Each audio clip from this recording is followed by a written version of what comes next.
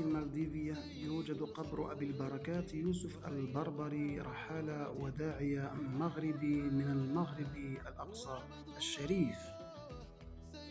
وصل جزر المالديف سنة 1153 ميلادية حاملا معه رسالة الإسلام السمحاء.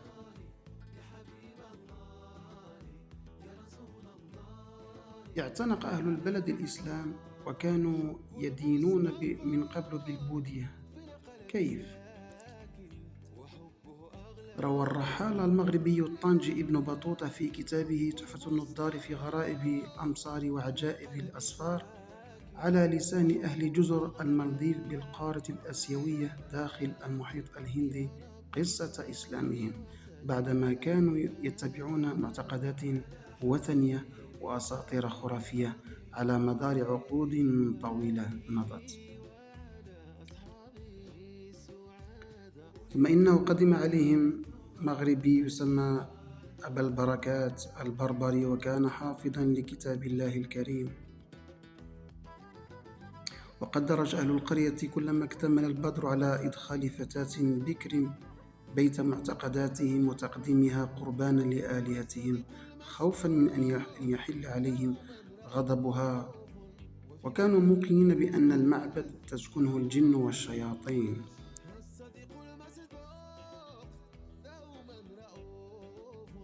أقنع أبو البركات أهل البلدة بدخول بيت الأصنام عوض الفتاة القربان المسكينة. وهناك قام الليل يتلو كتاب الله ويتعبد ويتهجد، وحين أصبح الصبح جاءوا فعجبوا أنه لا زال حيا. مضى أهل الجزيرة إلى ملك وكان يسمى شنوازرة وأعلموه بأمره. عرض الرحال الإسلام على الملك ورغبه فيه حتى أسلم، وأسلم بعده كل أهل الجزر.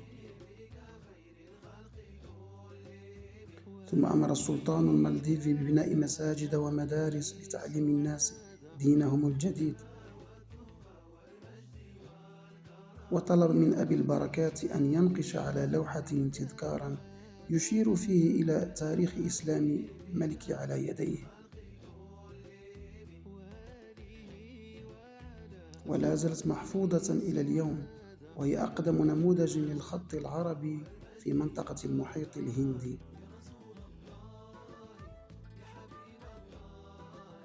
عاش أبو البركات ومات هناك، ولم يطلب الداعية المغربي ملكا ولا جاها، وما زال قبره مزارا للسياح وأهل البلد اعترافا بفضله ومنه عليهم.